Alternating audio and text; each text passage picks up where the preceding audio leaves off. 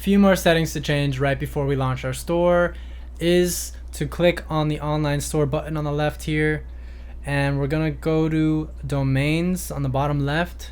We're gonna create the forwarding email address that we're gonna use for our customer service portion of our site. So we're gonna click on the domain that we purchased originally, fromhomefitness.com. Click on the domain here.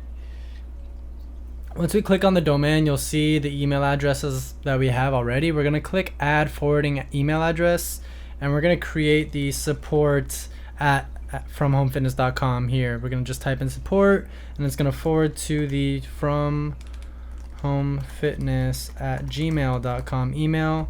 So any email sent to support@fromhomefitness.com will automatically be forwarded and sent to fromhomefitness@gmail.com. This is just the support email we're going to give to all of our customers if they have any issues.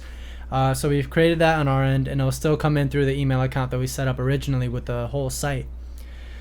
Once that's done, we can go to preferences here on the bottom left.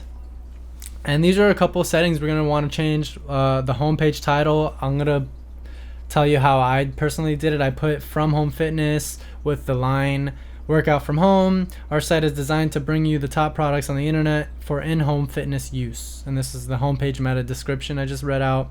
And that's pretty much it. It's very simple. You just want an easy title, an easy description.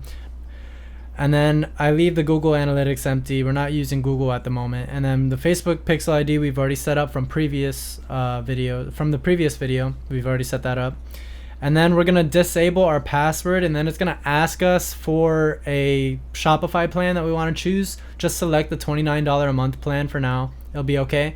And then just click yes. It should not charge you right this moment, but you'll agree to paying that once the site does make a sale or the 30 days ends.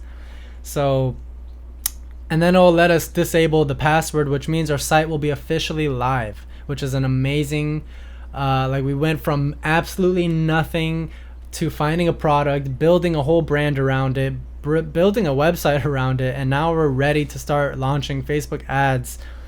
I'm really excited, guys. The next video is going to be awesome. We're going to start hopping into our Facebook ads manager next, and we're going to start launching some ads.